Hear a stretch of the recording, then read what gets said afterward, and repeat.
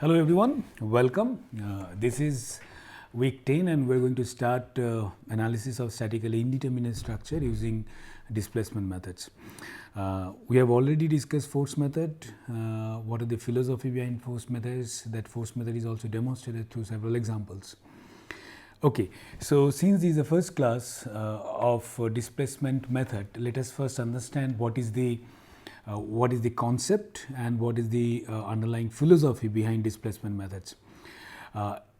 Apparently, when you actually use displacement methods, apparently it may look like the methods are completely different. Force method and displacement methods, they are indeed different. But if you see the concept, the philosophy or the steps in both the methods, there is a very there is a common thread. Common thread means the kind of steps that we follow in force method are similar, but in a different form. We use in displacement method as well. What we are going to do today is, let us first understand what is displacement method, what is the concept and underlying philosophy. When we do that, now we'll also try to compare, we try to understand that by comparing the method with force method. So in this process, if you do that, then probably the differences and similarity between force and displacement methods will also be clear. Okay, so week 10 we are going to start analysis of statically indeterminate structures using displacement method, and this is the first lecture of this week. Let us understand the concept. Okay, this is a continuous beam, force span continuous beam A, B, C, D, E, which is subjected to some external loading, right? Now, this is an indeterminate structure, and what is the degree of static indeterminacy we have? Just by looking at the structure, it is very obvious. We have the NS is equal to 4, static indeterminacy is 4. If we remove support at B, C and D and E, the structure becomes cantilever beam, which is statically determinate. So B, C, D, the reactions at B, C, D they are actually redundant. Okay. Now what we do in force method, first we this is the free body diagram of the entire structure, and as I said, in this structure, this degree of static indeterminacy is 4. Okay. Now then the next step we do in force method, we select the redundant, right? There are if you select the redundant in such a way that the primary structure, after removing the redundant forces, the primary structure should be statically determinate and stable. Okay. Now for this structure, there are many possibilities. We can go with any choice, but only thing is that structure should be stable and determinate. Even for there are many choices which can lead to determinate and stable structure, but what choice to make, that depends on the some choices may if some choices may result in very complicated computation, some choices makes your computation easier, so that you understand based on your experience, based on your practice. Okay. Now let us in this structure, so let us take By, Cy, Dy, Ey, the reactions at B, C, D, E, they are redundant. Okay. Now this is force method, the first two steps in force method. Okay. Now let us see what we do in displacement method. You see, suppose this is the structure, and which is the same structure. Now the red line which is shown here, suppose this is the deflected shape of this structure. Okay. It is an arbitrary deflected shape. Okay. Now, what is the kinematic indeterminacy of this structure? If you remember, kinematic indeterminacy is number of the degrees of freedom, the minimum degrees of freedom that at the joints that we need to know to understand the behavior of the structure, the deformation behavior of the structure at the joints. Now, in this case, what is the static kinematic indeterminacy? You see, we have 1, 2, 3, 4, 5 joints. Now joint A is fixed support, so there is the indeterminacy, there is no degrees of freedom here. Joint B and joint C, D, they are roller support. If we neglect axial deformation, then only thing joint B, C, D, E can allow is the rotation. So, in this case the kinematic indeterminacy is 4. So, and this and what are these kinematic indeterminacy? The deformation. Now, suppose this is the angle at B between AB, okay, and this is the slope at B between BC. Okay. Now, what the compatibility condition says? Compatibility condition says that this slope and this slope should be same, right. So, theta BA should be equal to theta BC, and let us that is equal to theta B. Okay. Similarly, slope here, slope at C between BC, CB, and slope at C in CD, they should be same, that is the compatibility condition, and same for this slope and this slope. And suppose then rotation at slope at C is equal to theta C, and slope at D is equal to theta D, and slope at E is equal to theta E. So, if we know these theta B, theta C, theta D, theta E, these rotation at B, C, D, E, then all the information about joint deformation of the joints are available with us. So, therefore, for this structure your static indeterminacy is kinematic indeterminacy is 4, which is theta B, theta C, theta D, and theta B. Nk is equal to 4. Now, in the force method, we used static indeterminacy because as name suggests, it is the force method. So, the redundant needs to be taken the forces and moments. In displacement method, as name suggests, it is displacement method. So, unknowns are displacement. So, redundants have to be taken the displacements, okay, or rotation. When we say displacement, it includes both displacement and rotation. Okay. So, these rotations at B, C, D, theta B, theta C, theta D, theta E, these are now redundant. Now, try to understand the differences between the differences and similarity between these step force method and displacement method. In force method, we need to understand we need to find out the static indeterminacy, and corresponding counterpart in displacement method is kinematic indeterminacy. In a force method, the redundants are forces, and corresponding counterpart in displacement methods are displacements. Okay. And so, this is force method and this is displacement method. This is the similarity or differences, whatever you can say, that is in first two steps in force method and displacement methods. Okay. Now, once we have these as our redundant, let us see what is to be done next. Okay.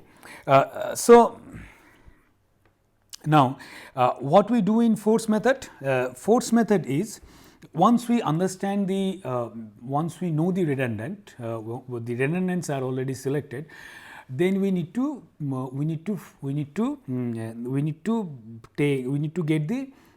have the primary structure, right. And how do we get the primary structure?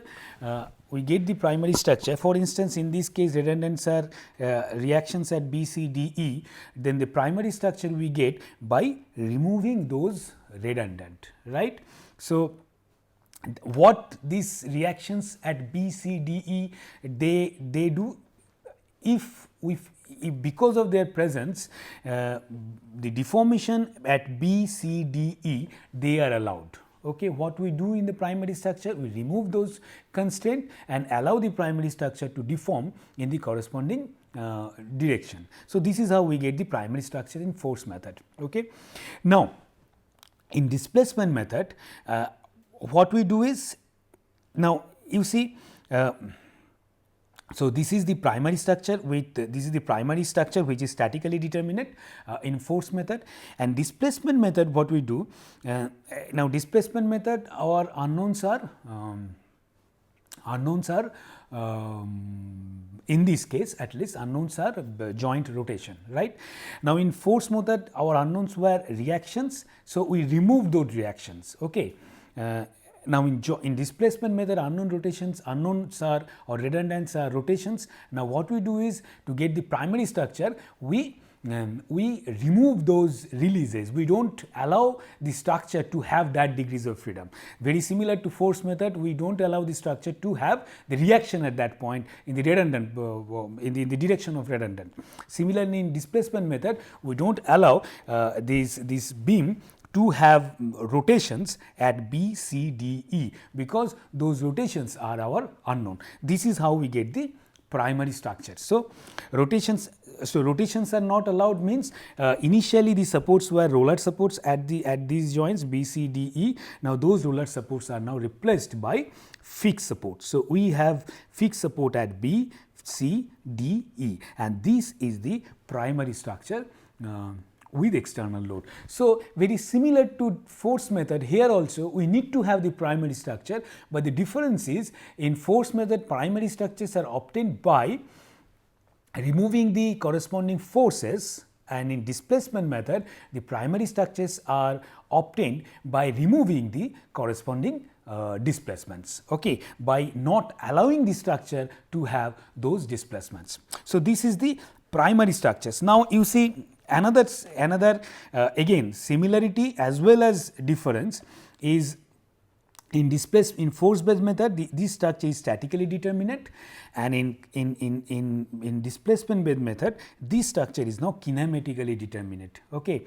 Now why kinematic? At all the joints are fixed joints, therefore there is no deformation of the joints, so kinematic indeterminacy of this structure is 0. The structure is kinematically determinate structure. So in force method the primary structure has to be statically determinate, and in displacement structure the primary structure is kinematically determinate, okay.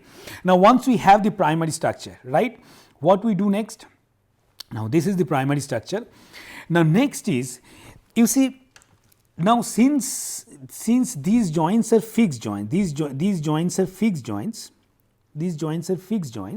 so they, now this load on AB will not in this structure, load on AB will not influence the deformation behavior of BC, or load on CD will not influence the deformation behavior of DE, right. So what we can do is we can separate these part. We can separate this part, and then we can separate this part, we can separate this part, and we can separate this part. How we can separate it? Okay. So suppose these are all separated, okay. So this is part AB, this is part BC, this is part CD, and this is part DE, okay. Now what we do, we treat all these structures, all these segments as separate primary structures, okay. Now you see at B, theta B is equal to 0, theta C, all the joint rotations are 0, because that was our objective, right. Now all these segments, all these substructures rather, all these structures are individually, they are also kinematically determinate, okay. Now now to consider structures, consider the beam AB, which is a fixed beam, right, all are fixed beam. Now consider beam AB which is subjected to external load, okay. Now because of this external load there will be some moment at A and moment at B. So there will be some your vertical reactions at A and B as well, but since our in this case we will see, in this case our the moments, the fixed end moments at A and B, they are the major parameter in the methods to be derived. That is why let us consider only those reactions. So at A and B, because of this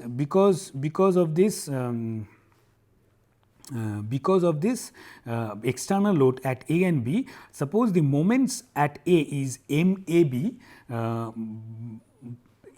and you can see superscript F, is F stands for fixed. So it is fixed end moment at A in span AB. Similarly, this is fixed end moment at B in span BA, okay.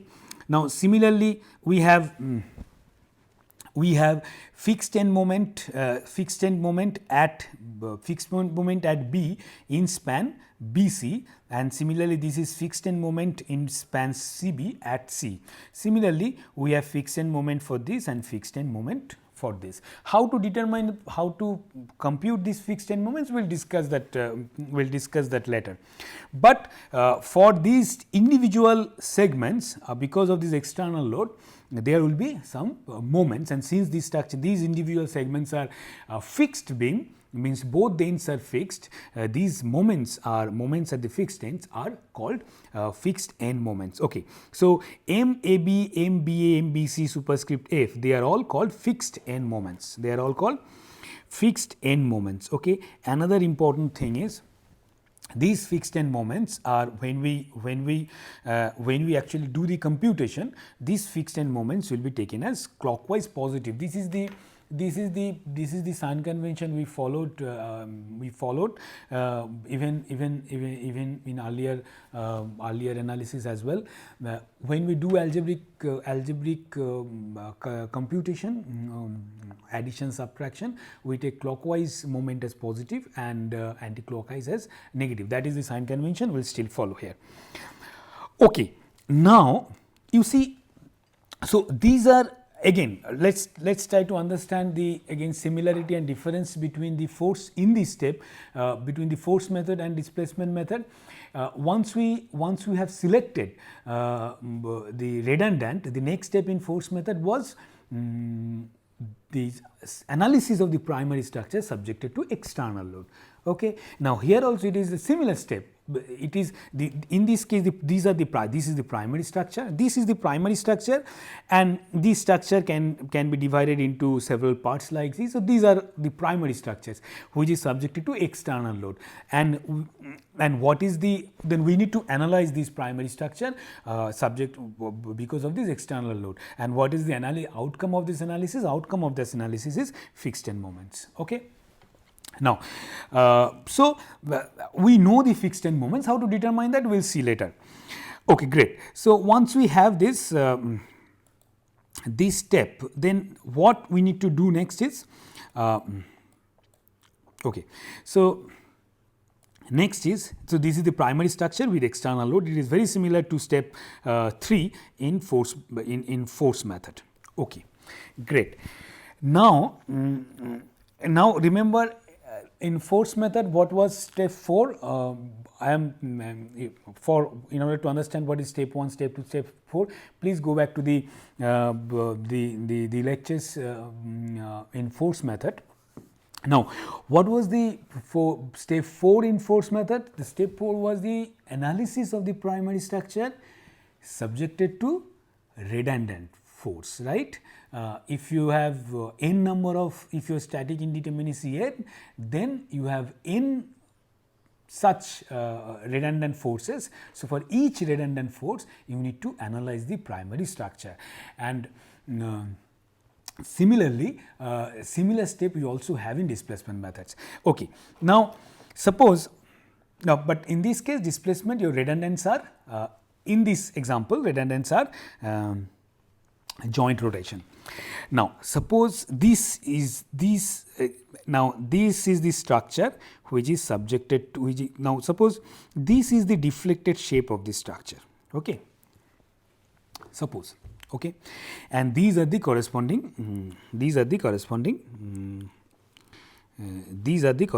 rotation at the joints. Okay.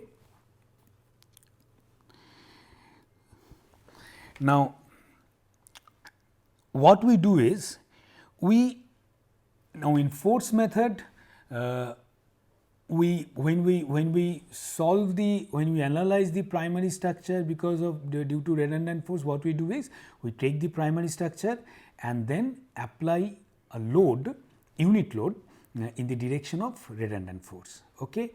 Now, since here there is no force, it is the rotation at the joints in this example. What we do is we apply some rotation in the joints. Okay. And then what we do in force method, once we apply some redundant force, because of the redundant force, we determine what is the corresponding displacement, right. Now, what we do in displacement method, because again the redundants are displacement here, the joint rotation in this example, we apply some rotation and then because of the, and then we calculate what is the force that may cause this rotation. Okay. So, in force bed method we applied force and calculated the displacement because of this force, and in displacement bed method we apply the rotation and compute the force that might have caused this rotation. Okay. Now, suppose these are the rotations now applied at different joints. Okay. Now, suppose the corresponding forces which corresponding forces are, suppose before that, suppose this is d1, d2, d3, d4 theta, this is how we write the degrees of freedom, which will help us to write the equation in a very compact form. Now, so when I say d2, d2 correspond to theta c, or d3 correspond to theta d, and so on. Okay. Now, suppose these are the forces at different joints. So, you take a structure, this the meaning of this figure is you take this structure, there is no external load. Now, if you apply a load F1 here, F2 here, and F3 and F4 here, then they, because of this load, because of these moments here, the beam may deflect, may deform like this. Okay. So, we apply the rotation at these joints, and then F1, F2, F3, F4 are the forces which may induce, which may cause these rotations at the joints. How to determine them? How to determine the relation between these forces and these joint rotation? We will see shortly. Okay. Now, so this is again a similarity. This is step 3 in force method. Okay. And similarly means the structures, primary structure, analysis of primary structure subjected to external load, and similar steps we have in displacement method, and this is step 4 where the primary structure subjected to redundant forces. In this case, the primary structure subjected to redundant displacements or the unknown displacements, and then compute the forces which may have caused this displacements. Okay, great. Now, what we do with step 5 in force method, then once we have calculated the displacements in the primary structure due to external load and the displacement in the primary structure due to redundant forces, we use the compatibility condition, right. Now, compatibility condition gives us some equation. Okay. Now, in displacement method, since the displacements again are, you see, the concept wise they are same, but since the force method forces are unknown and displacement methods are displacement unknown, whatever differences that you see, these are just the consequence of these two different choices. Okay. In one case the choice is force, another case the choice is displacement. Now, then, but here what we do, we apply the equilibrium condition. Okay. What is equilibrium? Now, you see, together this plus this give us the actual structure, very similar to force method. Redundant primary structure subjected to external load plus primary structure subjected to the redundant force. If you add them, superpose them, then that gives us the actual structure, right. Similarly here, so if this plus this gives us the actual structure, right. So, at every joints, at every point, the equilibrium needs to be satisfied. And what is the equilibrium condition? Now, if I satisfy the equilibrium condition at joint B and at joint B, then what is the equilibrium condition? The equilibrium condition becomes, you see, this is the total, this plus this is the total moment at B, and then another moment at B is F1. So, this plus F1 should be equal to 0, that is the equilibrium condition. So, equilibrium condition at B is F1 plus MBA, this plus this, that should be equal to 0. Okay. Now, if this is the equilibrium condition at B. So, similarly we can have equilibrium condition at other joints as well. So, if this is the, and this gives us F1 is equal to this plus this. So, F1 is equal to this plus this, minus of this plus this, and this is called, this is, now similarly we can apply the equilibrium condition at joint C, which is say that this plus this is equal to 0, at joint D, which says this plus this is equal to 0, and again similarly at joint 4, which says that this is equal to this. Okay.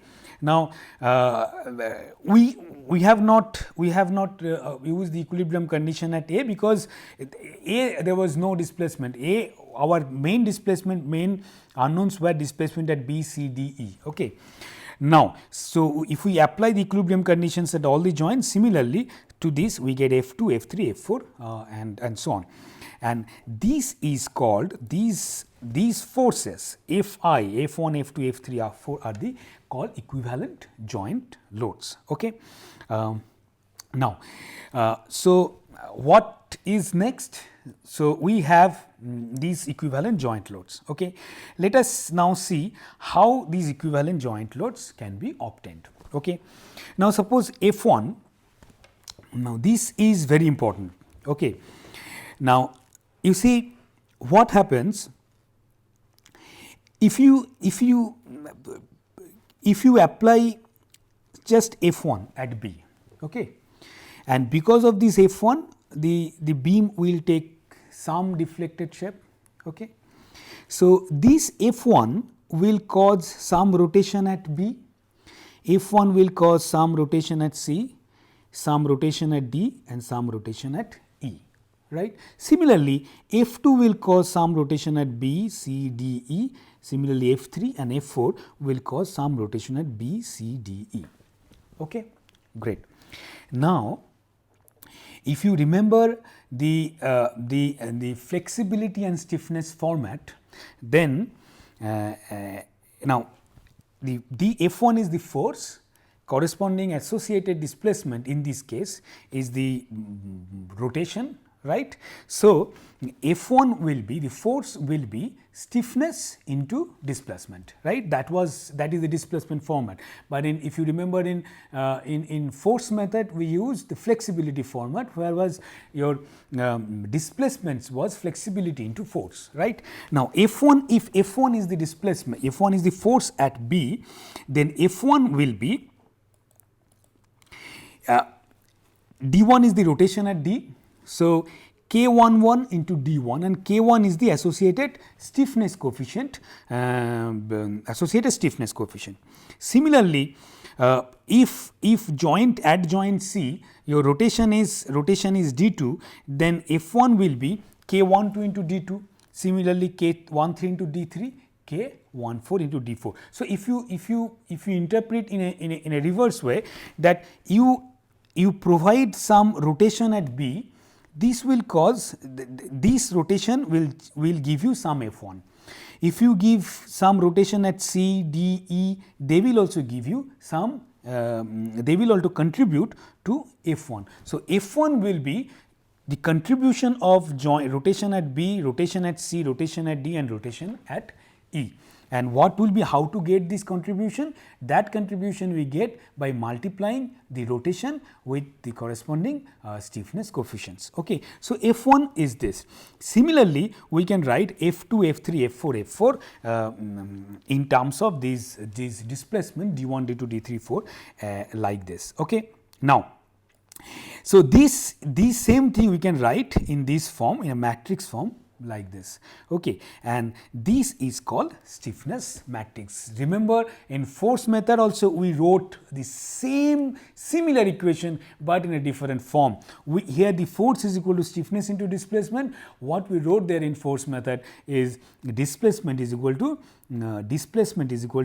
flexibility is into force. Now, again go back to the force method and see the step 5. Once we apply the compatibility condition gives us the unknown forces, right, and that compatibility equation was written in flexibility format. Now, here the counterpart is not compatibility, compatibility is already taken care of.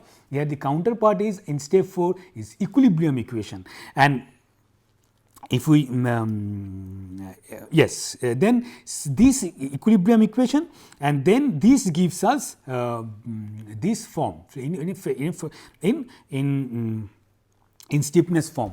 Now, if we know this, if we know all these stiffness coefficients and F1, F2, F3, F4, we can compute what is D1, D2, D3, D4. Okay. Now, so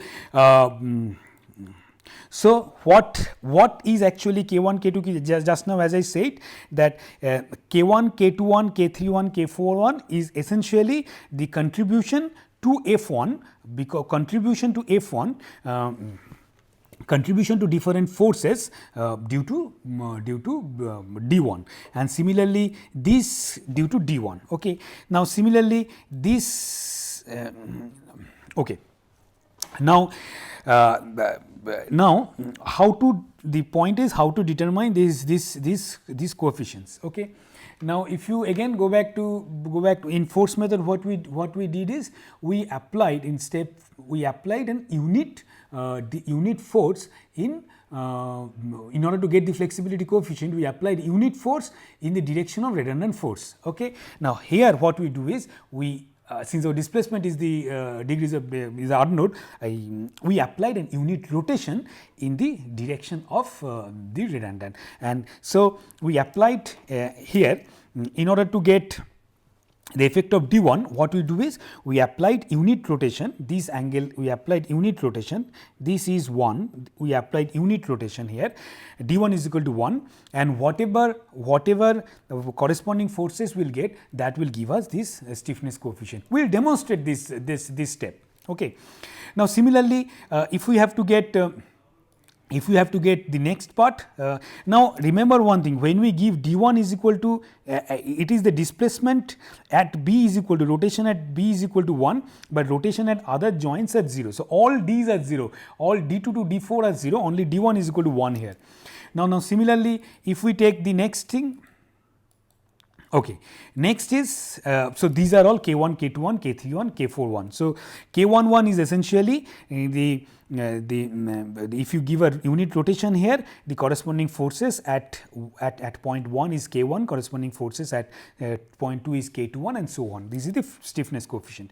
Now, similarly, if you get the second column, that is the effect of D2, what we have to do is we have to apply unit rotation in that direction. Unit rotation means at C we have to first remove this fixed support, make is the original support, and apply unit rotation here.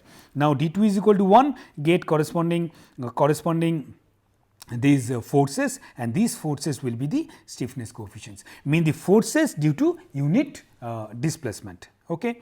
Now, similarly for D3 you apply unit rotation here, and corresponding moments will give you the stiffness coefficient here. And finally, if you at the final column, if you apply unit rotation at point E and then get the corresponding rotation, which gives us these coefficients. Okay. Now, just the summary. So, summary is we decompose the what we do, we identify the degrees of kinematic indeterminacy, and then based on the kinematic indeterminacy we get the primary structure. Now, the primary structure is subjected to external load, and we get the from that step we get the fixed end moments. So, we get these values, these fixed end moments, these fixed end moments. These fixed end moments are the outcome of the analysis of the primary structure subjected to external load. Now, once we have the fixed end moments, then we get the equivalent joint loads F1, F2, F3, F4. So, if we know fixed end moments for a given segment, we know the equivalent joint load at the corresponding joints. Now, so these will be known. Now, then what we do? We calculate the flexibility stiffness coefficients and stiffness coefficients is essentially we allow the we apply unit rotation or unit displacement, and because of the displacement whatever forces generated at the different joints, that forces will be the stiffness coefficients that we need to calculate. So this we need to calculate. Now once we know the equivalent for equivalent joint loads and the stiffness matrix, then we need to solve this equation to get d1, d2, d3, d4. So these were our unknowns. Okay. So in force method, if we do this in the force method, since our forces were unknown, we calculated the forces by solving the flexibility equation, but in this case our displacements are unknown. We solve the stiffness equation and get these unknown d1, d2, d3, d4. Now using these unknown, how to get the member internal forces, that we will see when we actually derive the equations for different displacement based methods. Okay. Now here, since as you can see there are two important ingredients here, two important recipe, two important ingredients are, one is the fixed end moments, these fixed end moments, and another one is the stiffness coefficients, and if we they actually constitute the this equation, right? They entirely constitute the entire procedure. So what we do next class is we see how to determine these fixed end moments and the flexibility coefficients. Okay. So next class we will be doing next classes we will see how to find out fixed end moments and flexibility stiffness coefficients. It is this class, the main objective of this class has been to give you a concept, the underlying philosophy of stiffness method, and at the same time give you a platform so that you can relate displacement method to force method, both similarity and differences. But the derivation of the equations of different displacement methods and demonstration of those equations for different structure problem, that we will be doing in the subsequent classes, and probably then the concept or the philosophy that we have learned today, we have discussed today, that will be clear. Okay. Then we stop here today. So next class we will see how to determine fixed end moments and stiffness coefficients. See you in the next class. Thank you.